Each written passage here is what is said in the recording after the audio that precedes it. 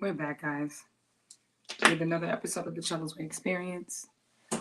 We're approaching the end of the season. And today, I'm not as excited as I usually would be because there's a lot that we're going to unpack in this episode in regards to friends. Um, I just want to start by saying this. I remember as a child, growing up, all people ever wanted to do was connect, find a friend, someone you can compare with, someone you had things in common with, someone that was very much like you but not blood related. That's the definition of a friend. Someone who's there when you need them, someone who operates in the fashion of family but not through blood. I always thought that's what a friend was. You get older, you might start to realize things about yourself and the people around you. You start to figure out how to navigate through dealing with certain people, whether or not they're worthy of your friendship if you're that decent of a person, or vice versa. And, the older I get, the more I'm starting to see that it just really doesn't matter what you do. You can't control how people feel about you. You can be the nicest person in the entire world. You can give literally the clothes off your back to help. And for some weird reason, you'll always be the bad guy. People will find ways to look for a fault just because of the simple fact that when they can't overpower you or beat you at your own game, it becomes a problem for them. And the sad part about it is it shouldn't even be that, because why are you competing with your friends? On any level. If it's not a healthy level, say for instance, if you were a sports fanatic and you and your friend, keep each other afloat by healthy competition, that's fine. I get that. But to just quietly compete with your friends, to quietly feel animosity toward them and be passive aggressive about it, that's some scary shit. That's some scary shit. I'm gonna play a clip of a young man who expressed how we don't really discuss enough of relationships on a social level, which we do discuss relationships on a more social level. It's just that, it's stuck in memes and songs like, oh, bitches is jealous, niggas is jealous. That's just the common thing. But to break it down to like basics, like semantics, like, you should be able to lean into your friends. You should be able to rely on your friends. You should hope that all of you share the same rhetoric when it comes to how you deal with things in life, because that's what keeps you guys friends. Difference of opinion shouldn't be enough to break up a friendship. There's a lot of things that I see happen very often. People will connect for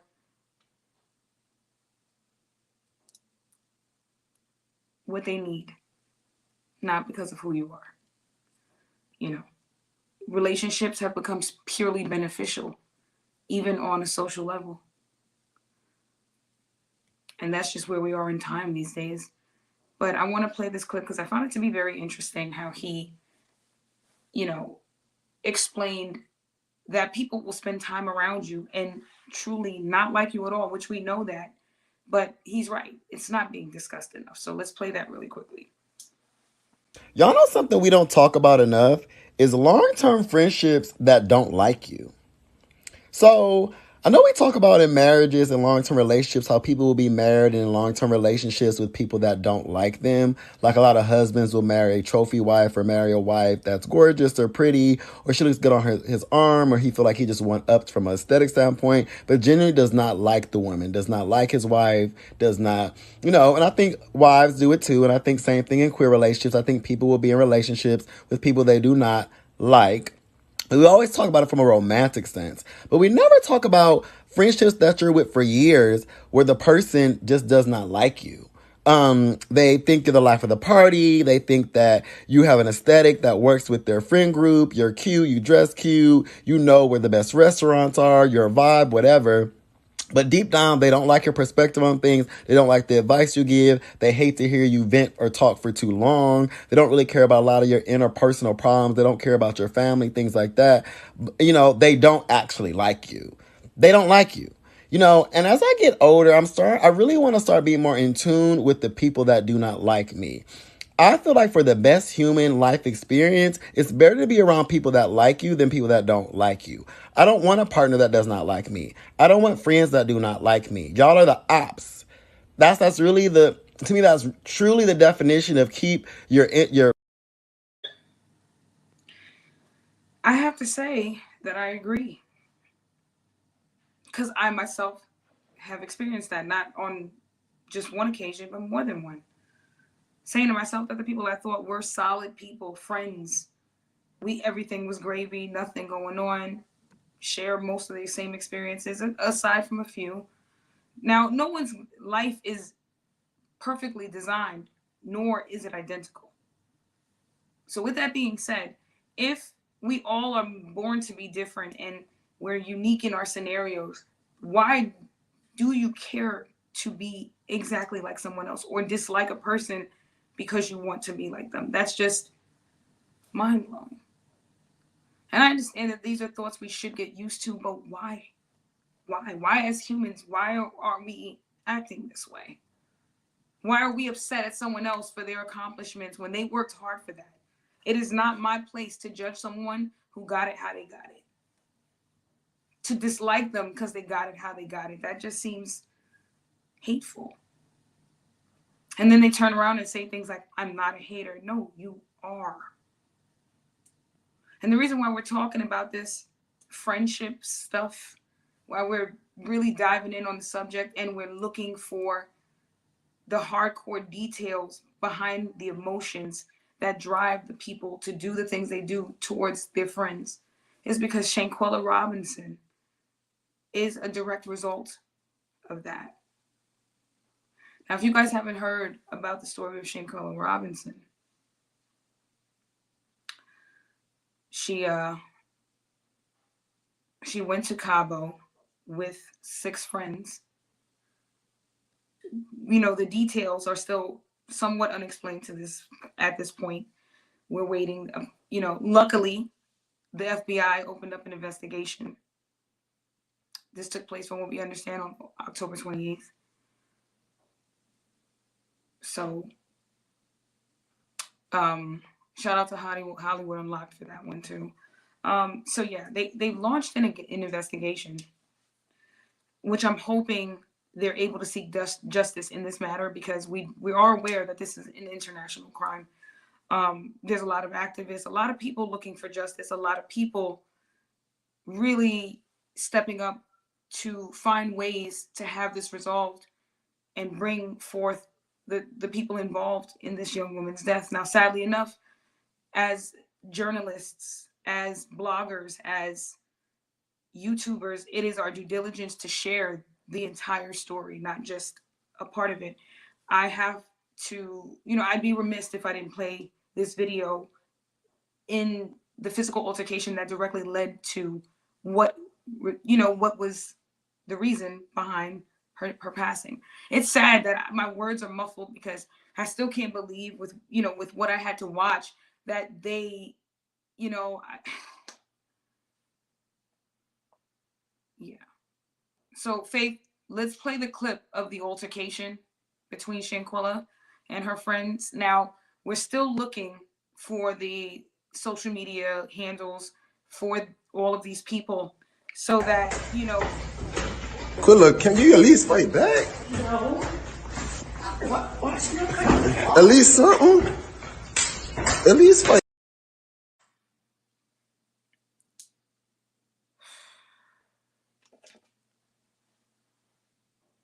That was tough to watch. That was tough to watch. It was tough to watch because I said to myself, okay, so watching this video,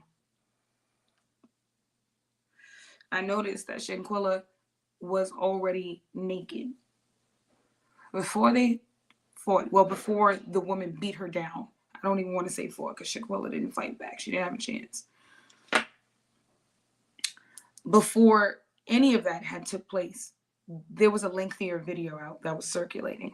In this particular video, I noticed Shanquella was on what seemed to have been the balcony of the room they were staying in, and they were outside. There was a glass door there, it was closed. They come inside of the glass doors into the room. The woman says to her, whoever the young woman that she was fighting with was, she says to her, I'm sick of you always doing this shit. I'm tired of your shit. And Shanquella's trying to explain herself while naked. But there's still multiple people in the room, including men. She's nude, completely nude. And then led to the, where she physically assaulted her. I said to myself, what took place that young woman was nude like that the entire time? And why were there men in the room with her if she was nude the entire time? Now, granted, what got me the most is after they see her swinging on her like that, and there's no effort from Shanquella, all they can say is, oh, at least fight back, at least fight back. What happened to at least break it up? And it's hurtful to know that whatever she had done to them that led to them being so careless about her needs. I mean, at this point, does any of it really matter? Because no matter how you turn it, I'm almost certain that all of those people are sitting there singing their shoulda, coulda, wouldas, saying, wow, we should have done something more. We should have never allowed it to happen because now this girl is dead. And the entire nation is now aware of her death. And this is going to lead to an arrest, sentencing, jail time. They're not getting away. They got flight information, phone numbers, addresses. So running is not even an option at this point. The best thing they could do is come forward with their story. The family needs to find peace in this matter, which truthfully speaking, the sad part about it is no matter how you turn that, there won't be any peace. Not for that family, not for years to come. It's on social media, and the sad thing about social media is things don't die with social media. People die, but situations don't. They live forever on the internet. So even if they tried to find ways to avoid it and just accept it, it'll be hard because it'll always resurface. And this kind of reminds me of the story. I don't know, Faith, are you familiar with the story that happened a couple years ago with the young lady they found in the freezer at a hotel? She was hanging out with a group of friends. Sickening, just horrible. This is very similar to that one, if you think about it. Remember that story? Yeah. They said that they couldn't. They said that she went in the freezer on her own, which didn't make any sense. Yep, the cameras didn't match. They saw someone walking her in there. That happened to be one of her friends. People are just envious, yo. Let me tell you something. I was invited to an event a couple of weeks ago. A friend was encouraging me to go. It's not an event I particularly wanted to go to because I didn't have much knowledge on it. Now, mind you, this event had been around for years. I had definitely been aware of it. I was made aware of it. I was always invited, never really put forth the effort into attending. Long story short, what I didn't realize is that the invite entailed specific behavioral characteristics to suit the person that invited me. I didn't know that. I didn't know that the invite came with stipulations. And I learned that after going to the event and, navigating my own way through, doing my own thing.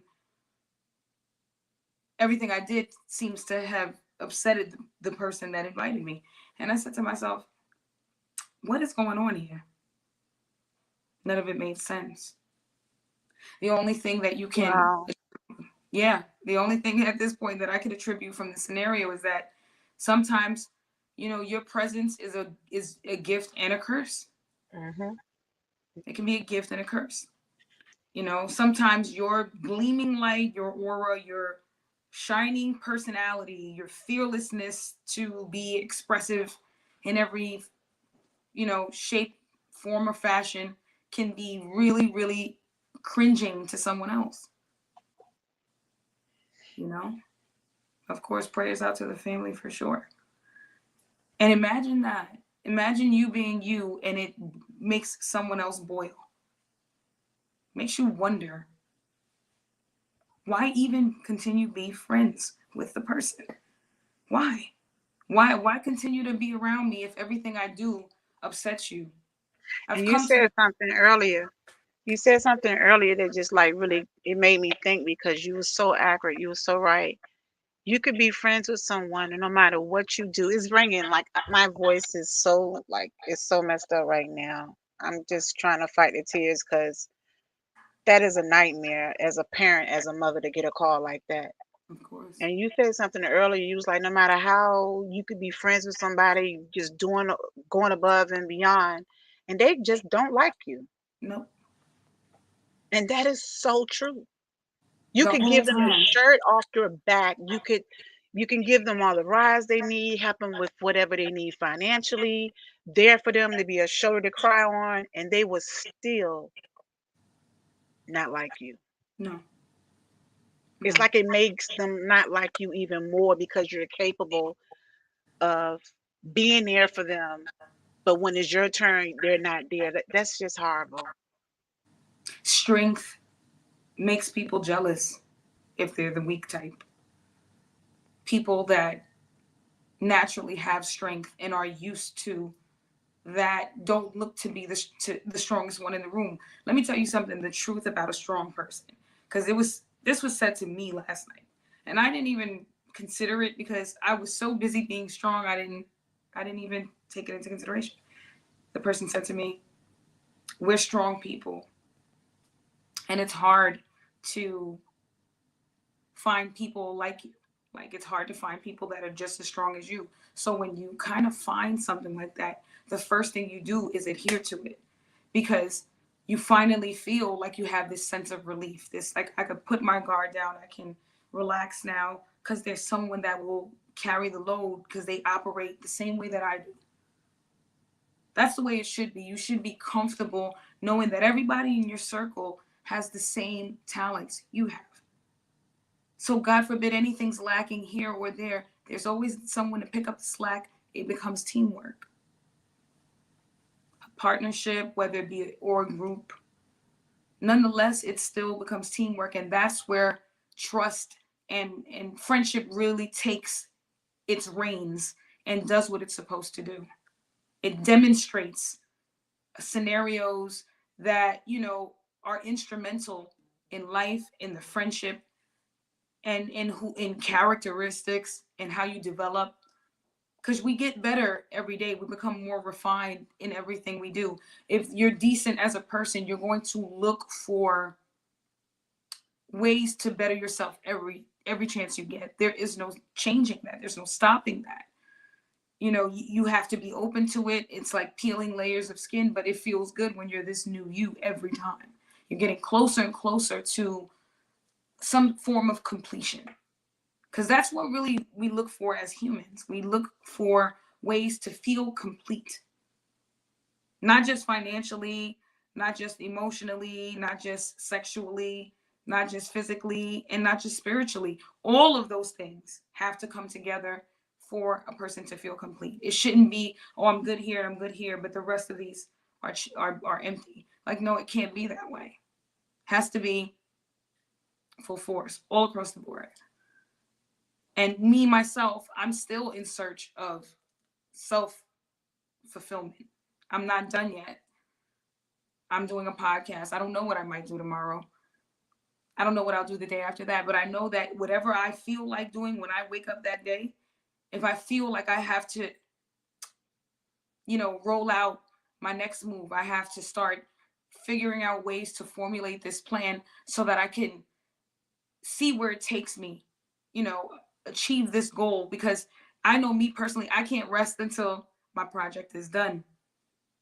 Hence why we're in episode 13 of the Chela's Way experience. Because we're not done yet. And there will be a season 2 and a season 3 and a season 4.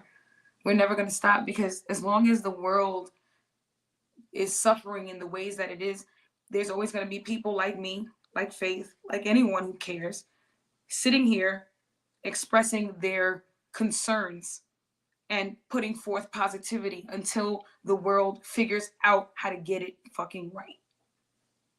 Okay? This is where we are in this.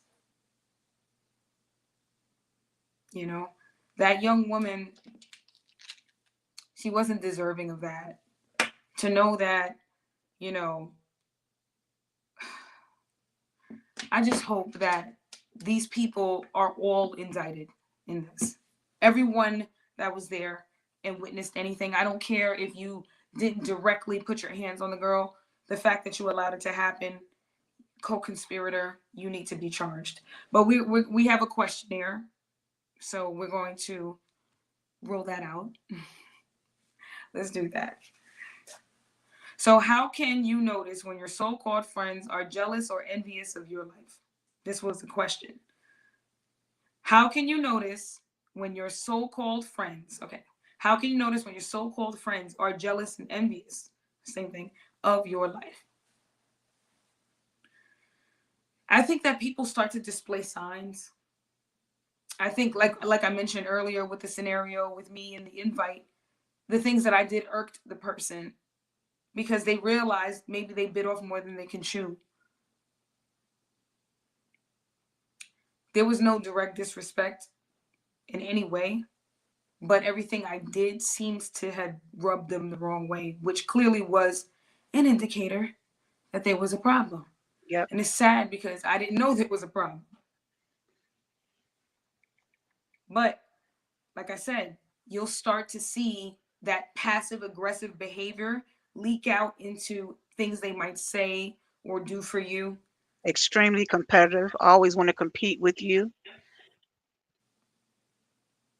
They often, usually with my perspective, friends like that Mm-hmm. usually give like backhanded compliments. Yeah, that's what I'm saying. Like they're very passive aggressive with their behavior. So they'll turn around and say, "Oh, that dress is cute, but you don't think it made your stomach look big?" Hmm.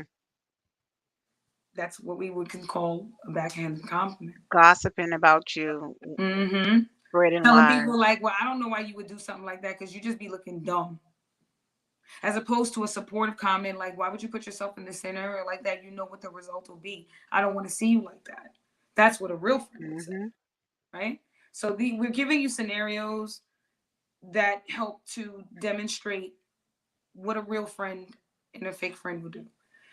And it's just sad because people in all walks of life have experienced Judases. You know, it's sad because they're everywhere. You can't do nothing about a Judas. They take their rightful place in the world of hate. I'm gonna say this: with friends like that, you don't need Who needs enemies. enemies? Who needs You enemies, don't man? even have to worry about it. Like, Who needs enemies? Friends like that, who needs enemies? You're right. That young woman, 25 years old, she had to be all of like 120 pounds at least. mhm. And to see that girl swinging her around, punching her in her neck, She and, was afraid. She didn't want to fight. You can look at her and tell she was like, and she was on the floor and she just kept hitting her. And to know that she had a cracked spinal cord and she had that neck injury, I said to myself, oh no, this isn't allegedly. It's not allegedly. The no, no, no. I know, autism but just no. We seen, but in regards to everything else, like, you still want to just the have it out autopsy there. report stated Hmm. that was the result of death. However, the downside to that is they didn't issue it a homicide. And that's where Right. it becomes an issue because I mean, no one's. How did she just fall? Would you go? She fell on her That head. was my question. Why would they do that? Like, why would you not? I don't understand who was And delegating that how is it that whole. the friends weren't brought in for questioning with the Mexican police? I mean, Crazy to me. Like, maybe they was, and then they just let them go. I mean, you just don't know. Like, it's just no, weird. It because doesn't. they called them and told them this bogus story. So Um, they believed it. It was an accident. my heart goes to that young lady's That poor mother. young girl, that poor young woman. whole life ahead of her taken away because of whatever took place between her and her friend. They chose to operate like that with her, and she's no longer here with us. It's just heartbreaking. But, you know, this is a clear example. You have to learn how to cut people off. When they no longer serve their purpose, you have to cut them off. You have to say to yourself, this isn't conducive to who I am. It's not helpful for my spirit. It's not helpful for my soul. I want to be a better It's person, and I can't draining. do it with you being like that around me. You know, and people have to do what feels right. Stop worrying about being lonely, because that's people's biggest issue. Like, oh, if I stop talking to this person, I won't have anyone to talk to. Find new friends. Learn to be social. You know, learn how to, Exactly. decipher who's worth being a friend to, instead of holding on to that friend. You know, you get better with your discernment when you go through these negative experiences. Most people, at least, the ones with common sense. I know me personally, these things just make me so much more sharp across the board. You know, to know that this was a person that I helped. The invite story was someone that I helped in so many ways to develop. And I never thought for a second that that would come from them. But then there was someone in their ear manipulating the scenario for no apparent reason. Again, hateful thinking. You know, they came together and forged a friendship based on a dislike for me. But the sad part about that is that when you God's child, we'll see how that plays out. I wish them all the best.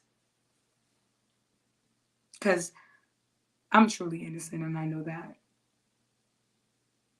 So, you know. But, as far as Shanquella was concerned, I don't think that girl understood what she was dealing with. I don't think she knew what she was up against. See, because me, I've experienced these things, so now I know how to catch it before it could ever get to something like that. And that was the thing. She probably didn't have enough experiences in that way to know how to get out of that situation before it got bad, or to not be around people that would put her in a situation like that. You can tell when people don't like you. It is always obvious in some way. And I'm going to tell you right now, always look for the passive aggressive techniques. Those are the ones that stick out the most. Those are the clearest indicators that they don't like you. They just won't say it. And then the minute you identify it, they might turn around and make you look silly, try to humiliate you in any way, shape, or form. The best way to crack down on manipulation is to literally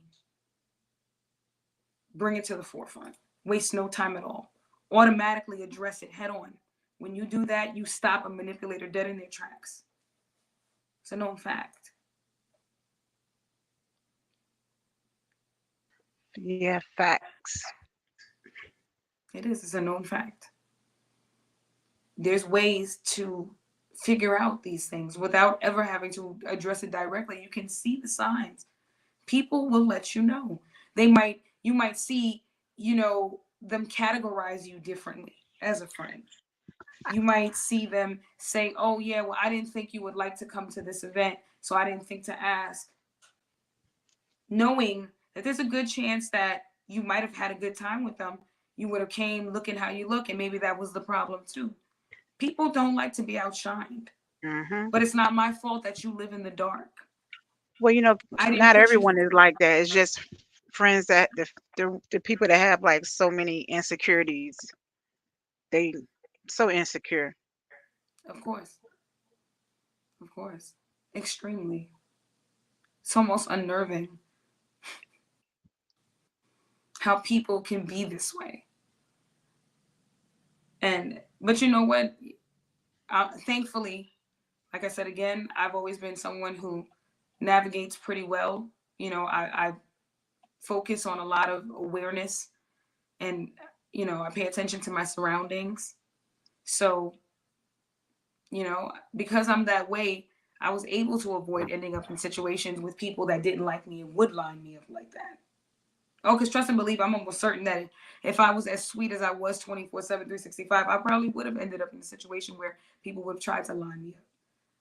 But because I'm guarded and I pick and choose who to be friends with and how to be friends with them, and then if I do end up in a situation where I realize that they do have a problem with me, I just exit stage left immediately. Waste no time at all. I'm not entertaining that. You'll never hear from me again. Out of sight, out of mind. I would say out of mind, but that part of the statement isn't true because clearly I am on your mind. That's why you feel the way you feel about me. So I can't even say out of sight, out of mind. I would just say out of sight. But, it's unfortunate. And we just wanted to spend a moment today sending our love out to the family of Shanquella Robinson, sending our prayers out to the family of Shanquella Robinson. We wanted to share our thoughts in regards to what she experienced. And just like the rest of the world, the rest of the nation, rather, that saw this video and witnessed what she experienced before she died, how she could have felt in that moment, we actually had to see it.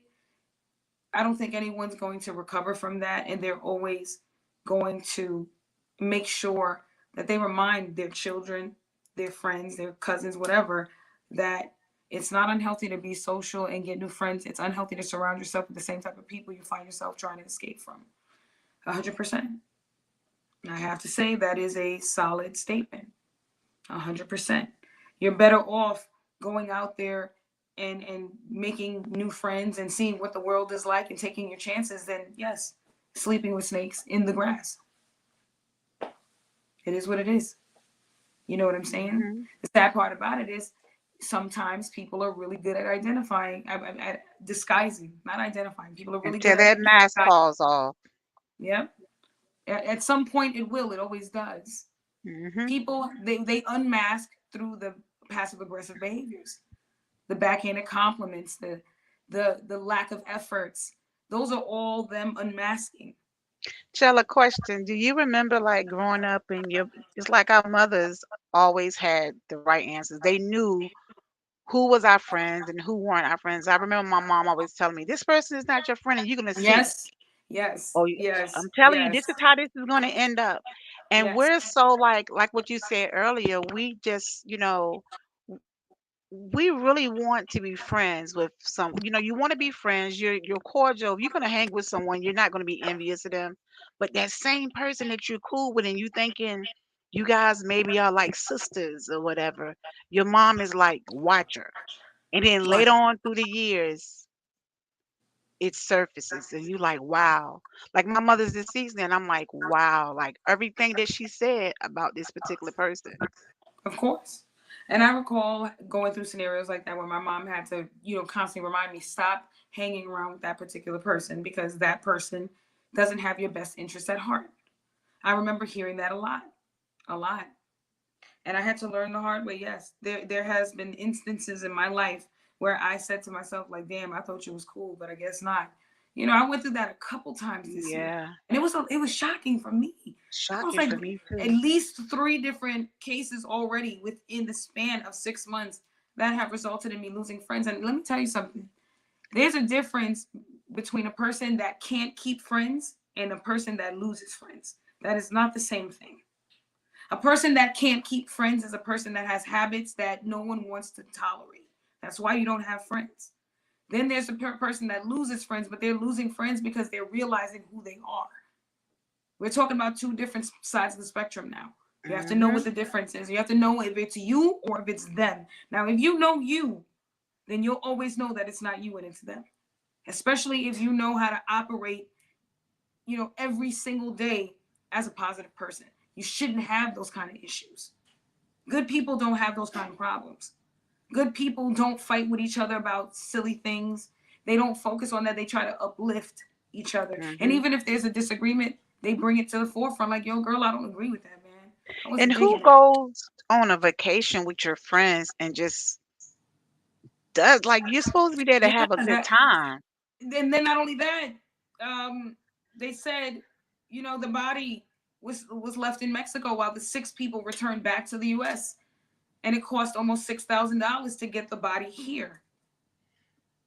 And as a friend, I couldn't see myself going on And leaving vacation my with my. friend's body. I would Oh have waited God, for my friend's mother to come, or I would have flew back home to come back with a my hundred friend's percent, mother. a hundred I percent. There's no way I could have got There's on a no flight way I could and be left my focused friend. at work, but I guess my heart is different. Your heart is different because I wouldn't have been able to sleep well. No, absolutely not. There's no way I could leave my friend's body anywhere. Like I'd be like, no, no, because in my mind, although her soul has left this body, at the end of the day, this is all that's left of her. Yeah, like the mother So wasn't even there, and just to put her through that, like, and just come back like, you know, I think oftentimes, more so than not, people always believe that when people have these moments where they're good and they're bad, they go up and down with their moods. They just attribute it to stress and life itself instead of looking at the deeper part of it, which is maybe it's you that they have a problem with. Maybe it's not life. Maybe it's the way they deal with you. and like what you said, you noticed something real funny about a situation for an invite you got. It's good that you had your glasses on. You was just like observing, what was going Yep. on, and you Yep. wasn't caught up with the hype or the moment, because you see this day and time, like, people are really, a friend can be your friend. For a friend, you think that is your friend, and then they're envious of you the whole time. Yep. You don't Yep. have The to worry whole about the time. jealousy of someone that don't know you. You have to worry about the envy from someone that, whether it's a family or a friend. You know what's crazy though? The whole time you're being a friend, you're extending olive branches to try to stay Hmm. connected and look out for them as best as you can. And Listen, they don't fuck a, care. a branch. You're giving a tree because that's the kind Hmm. of person, right? And the whole time, all they're doing is picking what they need from it. They will suck you dry if you let them. They will. And it's so unfortunate because, like I said again, I hate to run out a list of people that I've helped and what I've done for them. I don't want to do that. But it Oh sucks yeah, I'm when there I've with done what you. I've done for people and then they rear that ugly head. I have no choice at that point to remind them what I've done because how dare you act like that with me? That's what it comes down Oh, to. they It's have about amnesia respect. now.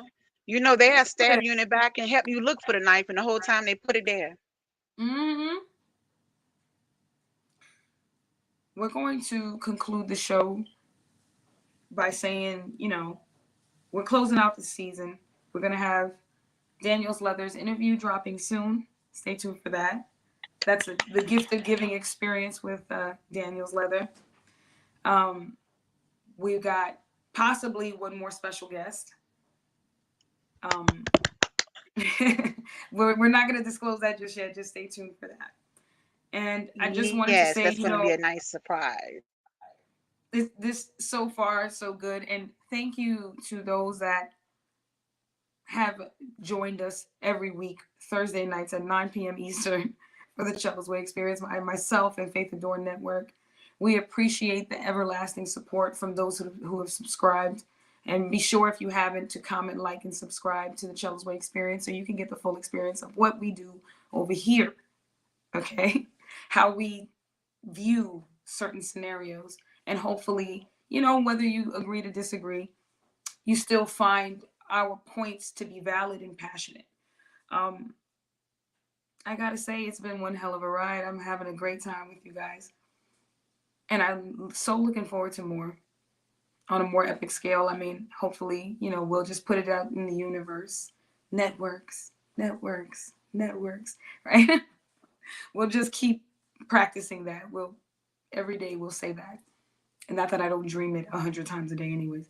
But we look forward to more. I feel like God has blessed me with the gift of speech. So it is my due diligence to continue to share my thoughts with people and hopefully implement positive thinking. Because these conversations aren't to do anything other than provoke positive thought. You know what I'm saying? And we'll continue to do that through the podcast. And we thank you guys for joining us today. I know today was a lot more mellow than normal, but my empathic energies have brought me down because soaking in all of what's going on around me and what I'm seeing in the world can drain you. And today happened to be one of those days. But yet and still, we're here. And thank you. Yet and still, we're here together. And we're going to continue to, you know, share our thoughts with each other. That's all we could do as people is, try to find ways to connect as on as many levels as possible. And I was on Instagram Live today and I said, people need to learn to be more loving and supportive of each other no matter what. You have to learn to find happiness in doing things for people. Find happiness in being a good person. Stop thinking like you're a sucker. You're not a sucker because you're a good person. Doing something good, being a good person, doing something right doesn't make you a sucker. That makes you a good person. It's okay to be a good person. If you feel bad about being good, there might be something wrong there. You might want to look under the hood, But in the meantime, thank you guys for joining us, the Chella's Way Experience, episode 13. We'll see you guys not next week because, next week is the holidays, and happy Thanksgiving in advance. Hope everyone is happy and well. I hope everyone has family and friends to enjoy it with. I just wanted to put that out there. I hope everyone has a place to go. I hope everyone has a warm plate of food. And if not, I hope you find a place.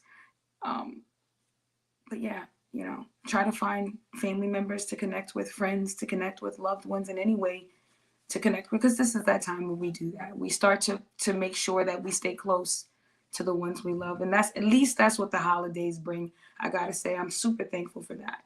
I'm super thankful for the fact that the holidays are in place for financial gain. However, the spirit of the holiday still presents opportunity for people to connect with loved ones. And I gotta say, as long as we have that, there's always that glimmer of hope that humankind has possibility of being greater. We can find ways to be better people. And I personally, I lost my mom around the holidays. My mom's birthday was in November. She passed in December, 4 days before Christmas. And I always said to myself, was it going to die for me? Because I felt like I had died inside. And then I always had my daughter to look to because I had someone to celebrate with. And now I say to myself, I still enjoy the spirit of Christmas. I still enjoy the spirit of Thanksgiving because it meant so much to her. So now it means so much to me. And I'm going to continue to pay it forward. And I feel good about that. So thank you, Mom, for always putting that in me, in my life, teaching me the value of love and family around these times of the year. But yes, thank you guys for joining us. We love you, the Chella's Way Experience. Make sure you catch the recaps on YouTube, Patreon, Spotify, Twitch, Anchor, and Facebook. We're everywhere, and we love you. Have a good, safe, happy Thanksgiving. We're out.